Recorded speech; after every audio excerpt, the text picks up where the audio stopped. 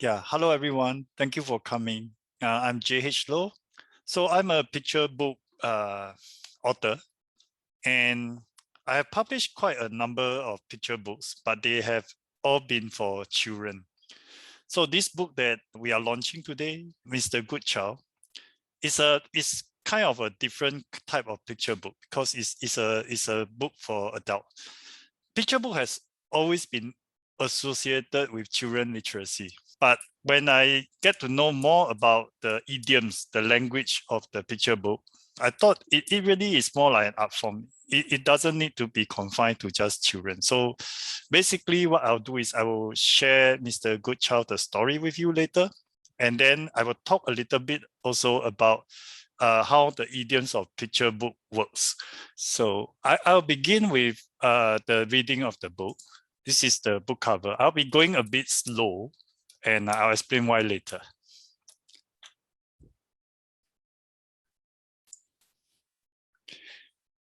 So these are just the title page, the page, and so on and so forth. So this is the first chapter, the voice.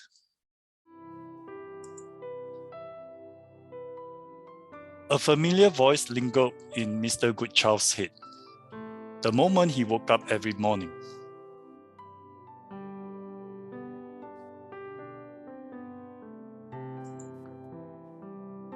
It was muffled, indistinct.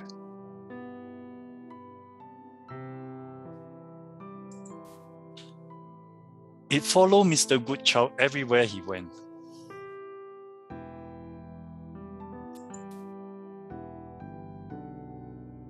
But Mr. Goodchild could never hear it clearly enough to make any sense of it.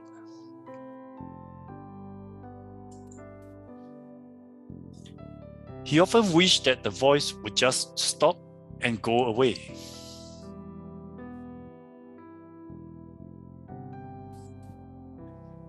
But it was constantly humming, spiraling in Mr. Goodchild's head like whirling wind.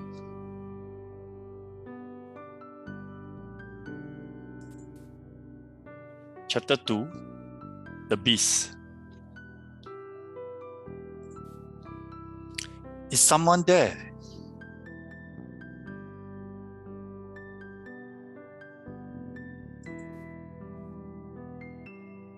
I can feel you lurking.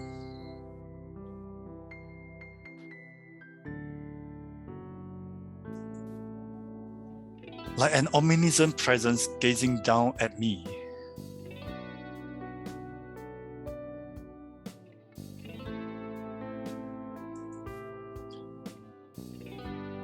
Looking on as I lose control of my own destiny.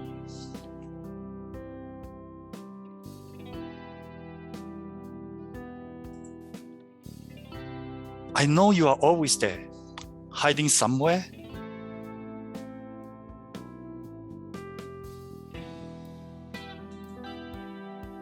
Leave me alone.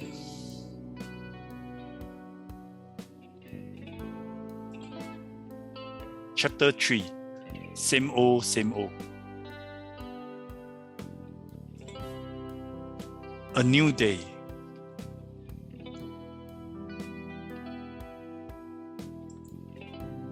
The muffled voice began to hum in his ears again. All day long, the same voice every day.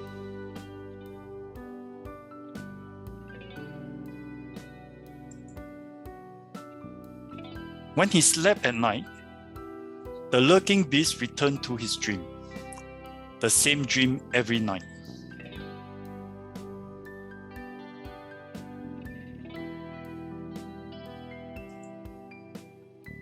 The voice, the beast. The voice, the beast. Same old, same old.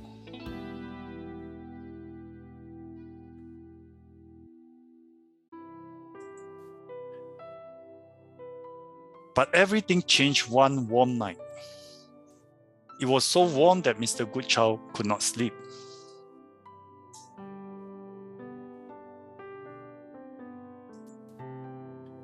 Suddenly, he heard noises.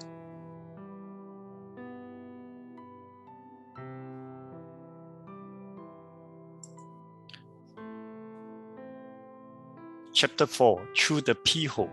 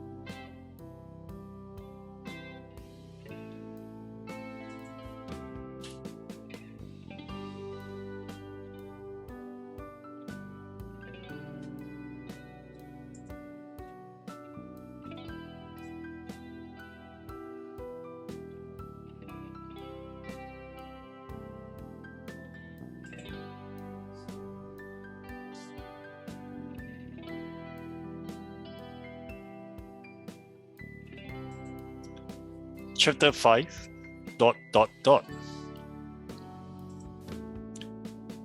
Hello, hello.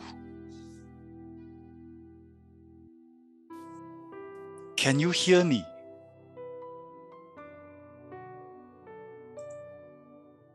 I've been trying to tell you all this time. ...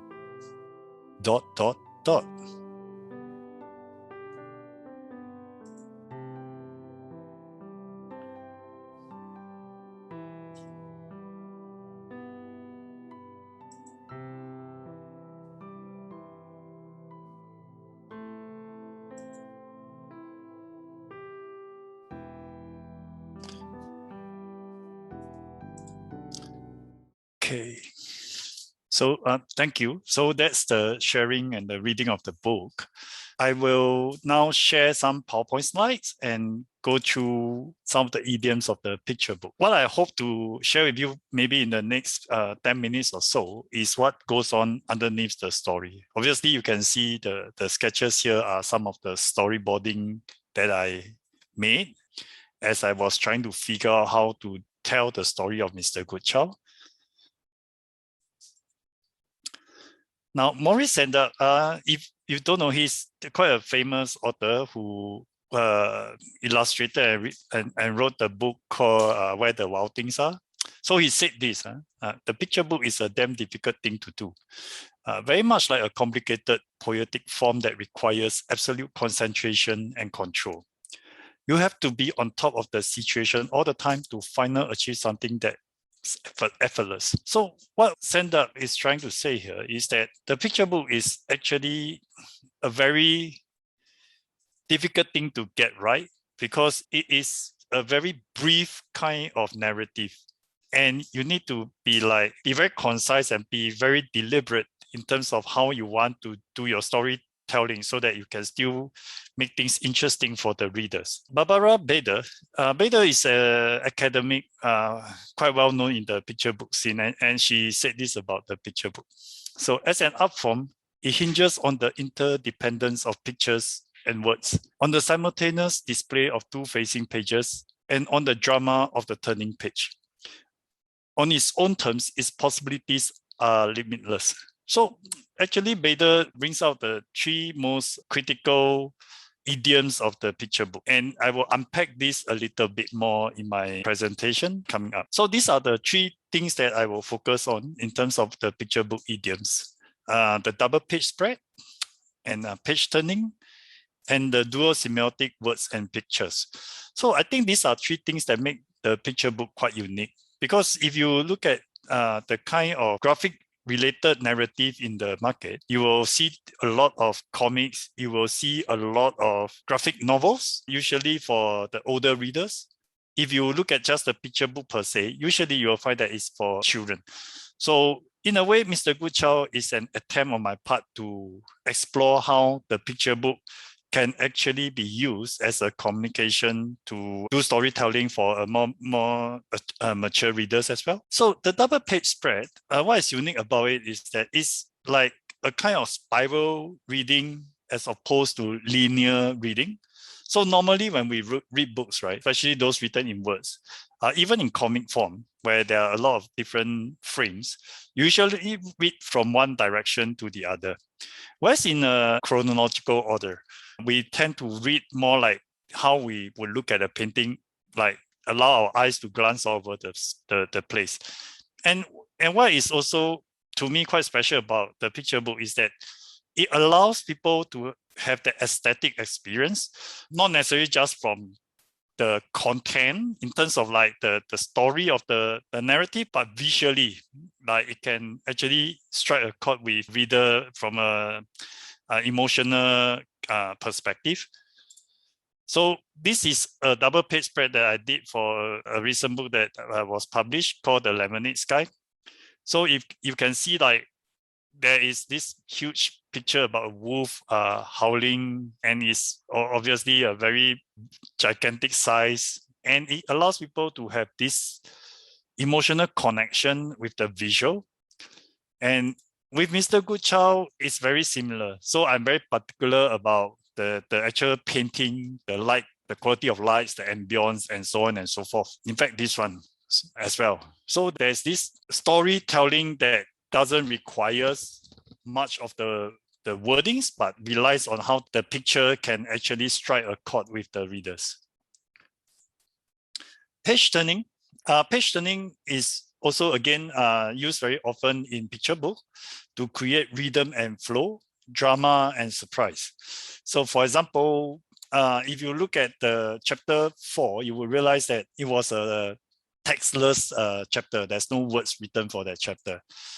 So you could have a page like this. And this is a bit of using the idioms from comics because they are smaller frames as well. And there is a lot of overlap between comics and the picture book. So in the Mr. Goodchild, I've tried to explore both. So you can see the man sewing the clothes and then putting on these little creatures. But you don't know what happens after that. And when you turn the page, voila, you suddenly are confronted with quite a shocking scene, so to speak. So readers are kind of like asked to fill in the blank between one page to the others. It's almost like when a theater curtains close and open, close and open. Every time it reveals something different. So another page, like you see the man turning his head after he hit all the little creatures in the closet, right? And then suddenly Mr. Goodchild and him were like looking at each other through the keyhole, only separated by the door. And again, that creates certain feelings of drama and suspense. So page turning is quite a useful tool, important language in the picture book, which is not necessarily the case with most written stories. And last but not least, the dual semiotic words and pictures. And I think this is like really one of the most important language that the picture book uses. Because when we use pictures, we are always trying to show, we are trying to represent. And when we use words, we are always trying to tell and we are trying to describe. So these two have to come together. And oftentimes in the picture book, they don't necessarily say the same thing. So as a picture book author, I'm very sensitive and very deliberate about how I use the words and the pictures. And there's this common and popular phrase called counterpoint. It derived from the music scene, obviously. And it speaks about how authors use words and pictures in a very interactive way and not necessarily repeat one another. And oftentimes they say quite different things. So I don't know how many of you picked this up, but if you look at chapter 1, the way the words were being described is written from a third person perspective. So I talk about it follow Mr. Goodchild everywhere he went. So it's this third person writing about Mr. Goodchild. And the pictures kind of like describe that as well. And then in chapter 2, the writings change to a first person perspective. So now it says, I can feel you lurking. You are almost like listening to Mr. Goodchild speaking now, instead of somebody speaking about Mr. Goodchild. And then in chapter 3, when he slept at night, the lurking beast returned to his dream. The same dream every night. Obviously, it's the same dream, but you can also see that the sceneries, the way the beast appear changes from one dream to the other. So the words don't necessarily say what the picture is. The picture gives you space for imagination. And again, it has changed to a third party perspective in terms of the writing. And then chapter 4, obviously, there's no words, no text. And then chapter 5, can you hear me? It's almost like somebody is speaking to Mr. Goodchild. Again, it's from more like written in a first person perspective. So all this change of writing perspective, all this change and thinking about how the words and the pictures can coexist and come together to reinforce and complement each other to present an interesting narrative is something that goes on in my head a lot as I was trying to come up with the story and how to write it in an interesting manner. So I guess that's all the time I have for the sharing. Can I invite anyone to just maybe ask me questions and then we can take it from there? Now you can also type your question in the chat and then maybe I can respond to them. So far, I have not really explained what this story is about. You can share what you think this story is about as well. Hello, hi. I realized you said that this storybook is more catered to adults. So throughout when you were reading, I was wondering, is it supposed to deal with like traumatic incidents or like depression? Because there's an unveiling of a inner voice kind of a thing, yeah, and then you can see that they are putting on a certain skin, you're unveiling a certain skin, you're asking yourself all these questions. So I was wondering, was that actually the objective of right. Yeah. Yeah. So I think it's an interesting question. You see, when I show this book to different friends, right, I think many of them have different interpretations. And one of the more common one is, in fact, is it something to deal with emotional trauma or some kind of themes related to our emotions? It could be. Then there are others who interpret like, is it something about a dystopian society where, they try to do something and brainwash people and that sort of things? It could be that as well. Or it could be just relationship between one person with another. You don't never see the real person until you see the real person. That sort of idea. So when I was doing this, I was just dealing with something that is an idea that is quite generic. I think a lot of what we see in the world is deeper than what we presume it to be, especially in this era of fake news, of very shifting and changing phenomena that's around us all the time. And I thought I wanted to do a narrative about that in a very general way. But that's the thing maybe perhaps about me and about the picture book. I wanted to give, and it's very deliberate. When I conjure up the narrative, I wanted to give readers the space to have different kinds of interpretations, really more depending on the reader's own background, their own context. So actually, I'm quite happy for different people to have different kind of interpretation, different kind of engagement with the book. Could you share a little bit about the time frame for development process, how you conceptualize it? Actually, this book was one of the more ambitious one that I've undertaken. It took me about a year because every illustration needs quite a bit of time to think through the composition, the color scheme, the lighting, and obviously executing them to a very polished state does require some time. But what really took a lot of my time is to think about how to tell the story, because picture book as a language has a lot of limitations, and it's very hard to surprise people by doing things differently. So what I wanted to come up with is something that is not common, already like very easily found in the market. I wanted to create a very immersive feeling when people are reading the book. So it's one of those books that I hope people will like just sit down, read quietly, go through every page, enjoy the artistic experience, the aesthetic experience, but at the same time also have time to really ponder and think through what is it that the author is trying to say, or how does the story connect with me? How does the pictures and the words and all those things connect with me? So yeah, that's where I'm coming from. What inspired this book? There seems to be a surrealist element to this. Were there any artists in particular that feel this creative process? So yes, I have looked at quite a few keys. I have looked at some photographs. The artist that stand out for me is Edward Hopper. He is one of my favorite American painters. A lot of his paintings have that very poignant kind of ambience. And I think with some of the illustration you see in Mr. Goodchild, you can get that sense of isolation, that sense of poignant lighting and that sort of stuff.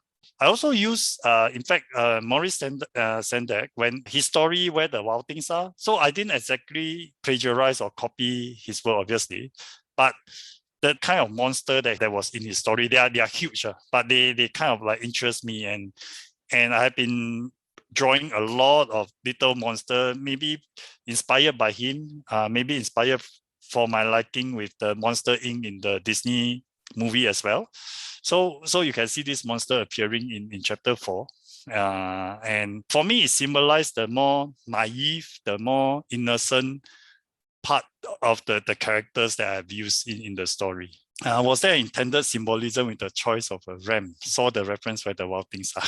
Okay, the ram is like not really. I didn't really have it to meant for it to symbolize anything, because I understand in different religion, right, the ram could signify different stuff, and then outside religion it could also signify others. For me, it's more like it's one of those herbivores, harmless creature, like the average man on the street. And I think for me, that's what I wanted to represent. And I like to use animal in a human form as characters in my story, mainly because hopefully it becomes more of a neutral representation in terms of both gender or ethnicity and that sort of things, because it's supposed to be more about some kind of a generic idea that I'm trying to address in the book. So if you would like to get a copy of the book, please visit the online festival bookstore or the Magic Book Bus, the festival's pop-up bookstore. So more information is available at swfbooks.com. So it's swfbooks.com.